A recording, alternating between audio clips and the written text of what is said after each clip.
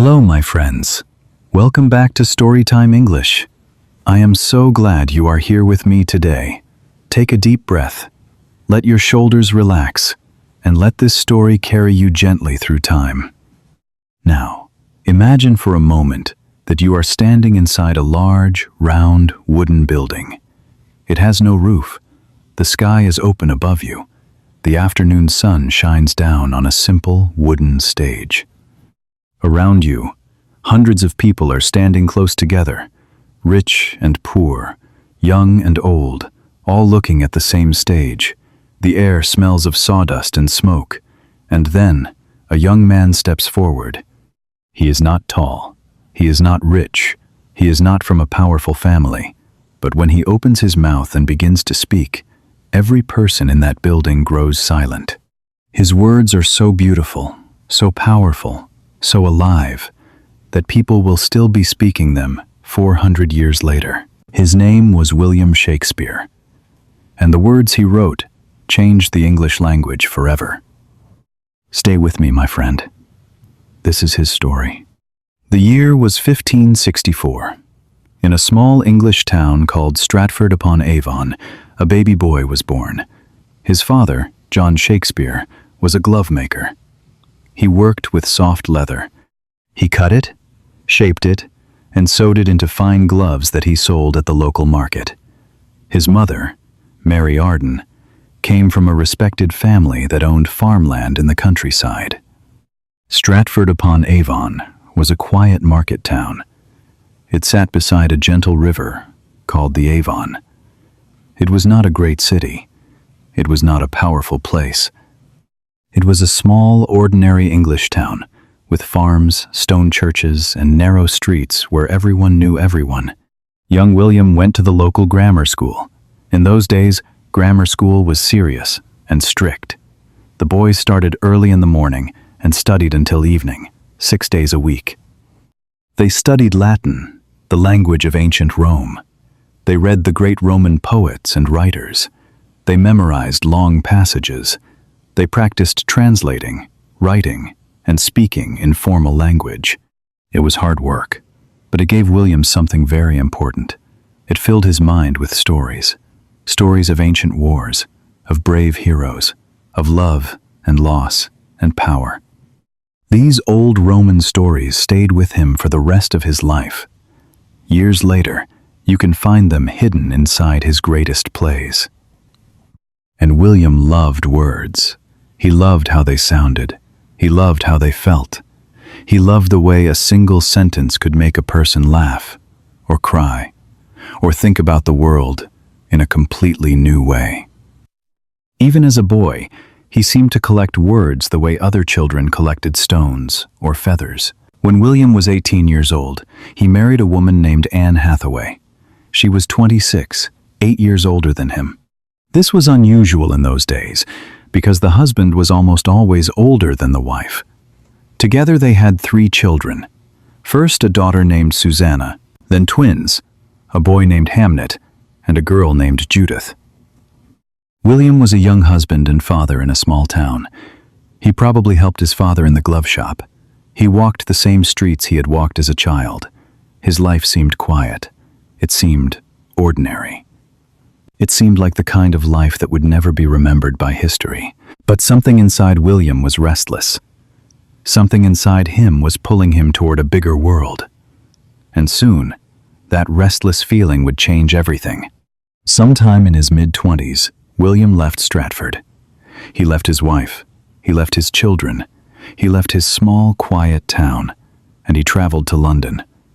Nobody knows exactly why he left. Nobody knows exactly when. There are no letters, no records, no documents that explain his decision.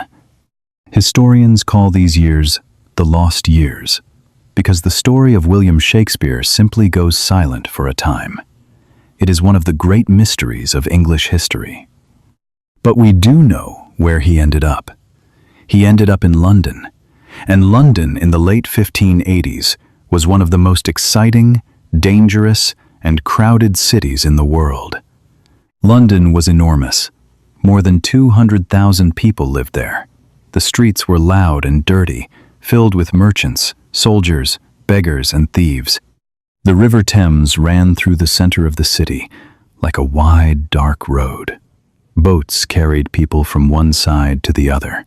The smell of fish, smoke, and animals hung in the air.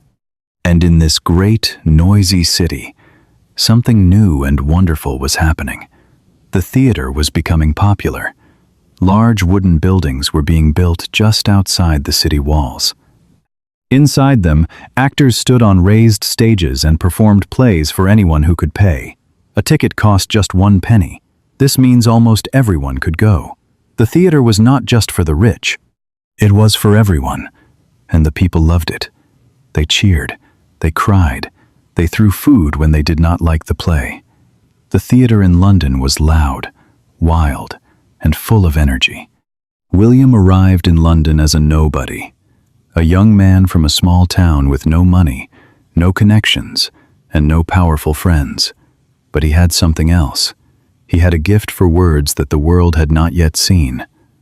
He began working in the theaters.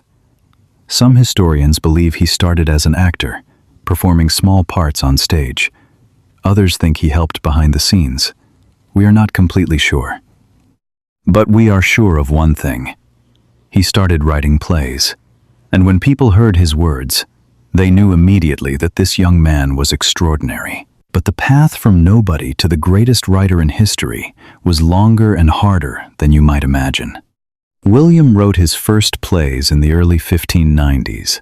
He wrote about English kings, stories of power, war, and betrayal. He wrote comedies that made the audience laugh until they cried. And he wrote love stories that filled the theater with tears and silence. His writing was different from anything people had heard before. His characters felt real. They were not just heroes or villains. They were complicated, confused, brave, and afraid, all at the same time. They felt like real people. He joined a company of actors called the Lord Chamberlain's Men. This was one of the best acting groups in all of London. They performed for large crowds in the public theaters, and they performed for Queen Elizabeth I herself. Think about that for a moment. A glovemaker's son from a quiet market town, standing before the Queen of England, performing words he had written with his own hand. William was becoming famous. People talked about his plays in the streets. They remembered his lines. They came back to see the same play again and again. He wrote quickly and brilliantly. Over the course of his career, he wrote at least 37 plays and 154 sonnets. A sonnet is a short poem with exactly 14 lines. In 1599, something remarkable happened. William and his fellow actors built their own theater. They called it the Globe. The Globe was a large, round, wooden building, open to the sky. It was beautiful in its simplicity. It could hold about 3,000 people.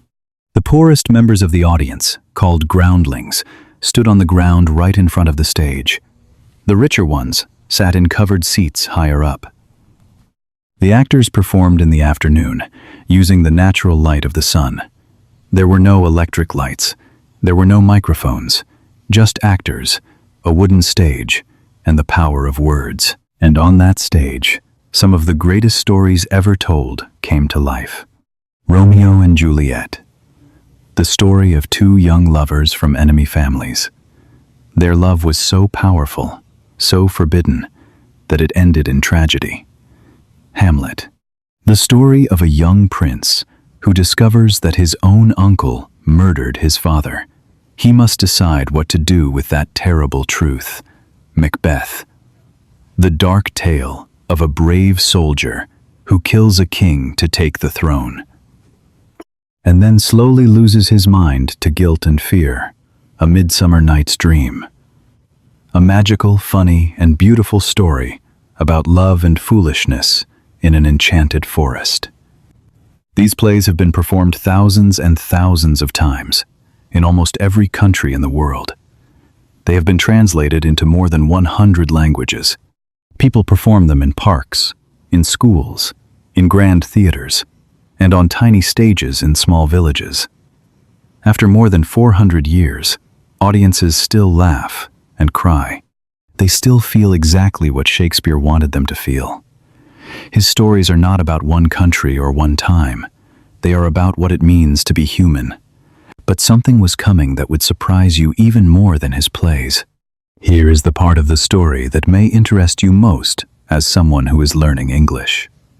William Shakespeare did not just write beautiful stories. He changed the English language itself. When Shakespeare needed a word and could not find one, he simply invented it. He created new words by combining old ones together. He turned one type of word into another. He added new endings to familiar roots. Let me give you some examples. The word lonely. Before Shakespeare, people said alone, but no one had ever said lonely. Shakespeare created it. The word eyeball. Shakespeare. The word bedroom. Shakespeare. The word generous. Shakespeare. The word gloomy. Shakespeare. The word fashionable. Shakespeare. He also gave us phrases that people use every single day, without even knowing where they come from. Break the ice. That is Shakespeare. Wild goose chase. Shakespeare. Heart of gold. Shakespeare. All that glitters is not gold. Shakespeare. To be or not to be. These are perhaps the most famous 6 words in the English language.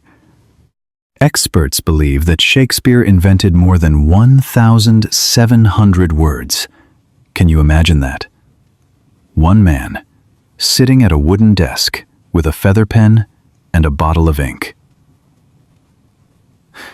Adding 1,700 new words to a language. Every time you say the word lonely, you are speaking Shakespeare's words. When someone says, "It is a wild goose chase," they are quoting Shakespeare, a man who died 400 years ago. His words did not just fill theaters, they filled the language itself. They are still alive, still working, still being used. Inside the English, you are learning, right now. Is that not a wonderful thing to think about? But life was not always kind to William. In 1596, his son Hamnet died. The boy was only 11 years old. We do not know what illness took him. The records only tell us that he was buried in Stratford in August of that year. William never spoke publicly about his grief, but many people believe that the deep sadness in his later plays came from this personal heartbreak. The quiet sorrow of King Lear. The painful loss in The Winter's Tale. He put his pain into his words. He turned his private suffering into stories that other people could feel and understand. Perhaps that is one reason his plays feel so true. They were not written by someone who only knew success. They were written by a man who also knew loss. And then, in 1613, something terrible happened to the Globe Theatre itself. During a play called Henry VIII, a small cannon was fired on stage. It was a special effect. A spark flew from the cannon and landed on the thatched roof. Thatched means made from dried straw or grass. The spark caught fire, and within 2 hours, the entire building had burned to the ground. Nobody was killed. But the Globe, the wooden building where Shakespeare's greatest words had come alive, was gone. By this time, William had already begun to step away from London. He returned to Stratford-upon-Avon. He returned to the quiet town where he was born. He bought a large, comfortable house called New Place. He lived with his family. He rested. The young man who once left this small town with nothing had come home. He was now the most celebrated writer in England. On the 23rd of April, 1616, William Shakespeare died. He was 52 years old. He was buried in Holy Trinity Church in Stratford. On his grave, there is a short poem, one final set of words. Even in death, he could not stop writing. For many years after his death, his plays continued to be performed, But it was not until later centuries that the world truly understood how important he was. Other writers studied his work. Scholars analyzed his words. And gradually, people began to say something extraordinary. They began to say that William Shakespeare was the greatest writer the English language has ever known. Today, more than 400 years after his death, his plays are performed every single day, somewhere in the world. His words live in more than 100 languages.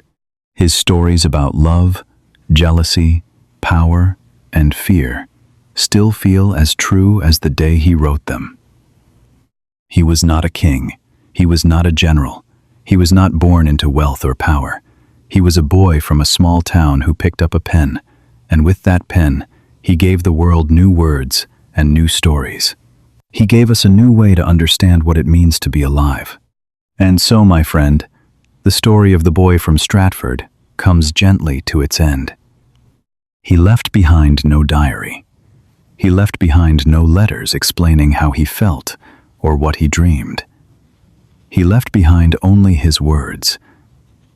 But those words were more than enough. Shakespeare showed us something important. Words are not small things. Words are alive. Words can travel across oceans. Words can survive centuries. Words can make people laugh, think, cry, and feel something deep inside themselves. One man, with nothing but words, changed the way the entire world speaks and thinks. And you, my friend, you are on your own journey with words right now. Every new English word you learn is a small gift you give yourself. Every sentence you understand opens a door that was closed before. Some days the words come easily. Some days they feel far away. Some days you feel like that young man who arrived in London with nothing, just a love of language and a willingness to try. But you are here. You are listening. You showed up today, just like you showed up yesterday, and the day before that. You are building something beautiful, word by word, sentence by sentence, story by story. And one day, not so far from now, you will look back. You will see how far your words have carried you. Shakespeare proved that words can change the world, and right now, your words are growing stronger too. Keep collecting your words, my friend. Keep listening, keep learning, and never stop moving forward. This is Storytime English. If Shakespeare's story touched you today, please leave a comment. Tell me, did you know that so many everyday English words were invented by one man? Which word or phrase surprised you most? I would love to hear from you. There are many more stories waiting right here, and I will be here when you come back. Until next time, my friend, take care of yourself and never stop learning.